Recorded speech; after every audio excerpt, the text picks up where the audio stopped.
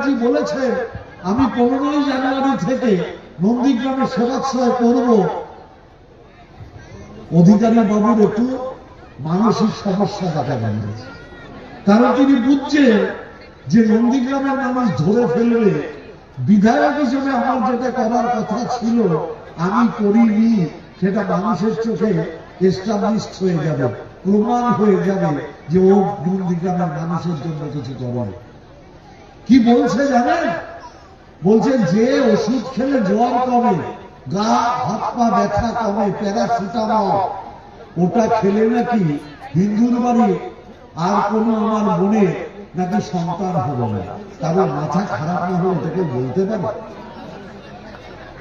আসলে আমার খারাপ লাগছে, আপনি বিশ্বাস করুন আমার একদিক দিয়ে খারাপও লাগে। কারণ একটা সময় তো একসাথে দল করতাম, আমার সাথে থাকা একটা লোক যাকে আমি চিনতাম, তার যদি হঠাৎ সে পাগল হয়ে যায় আমার খারাপ লাগবে না? আমি যদি দেখি তাহলে যার সাথে একসাথে পাড়ায় ছিলাম হঠাৎ দেখছি সে পাগলের মতো আচরণ করছে, খারাপ তো লাগে, কষ্ট তো লাগে।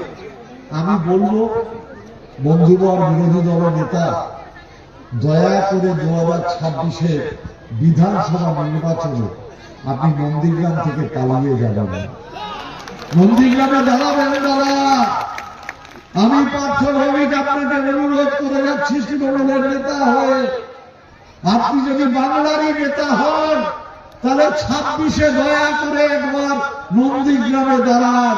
নন্দীগ্রামের মানুষ বাংলা তথা ভারতবর্ষের মানুষকে বুঝিয়ে দেবে আপনি মানুষের সাথে কতটুকু থাকে আর আপনি মিডিয়ার সাথে কতটুকু থাকে। এটা নন্দীগ্রামের মানুষ, যদি আপনি বিধানসভায় দাঁড়ান তাহলে এটা 2026-এ প্রমাণ করে দেবে। একটা উন্নয়ন, একটা উন্নয়ন।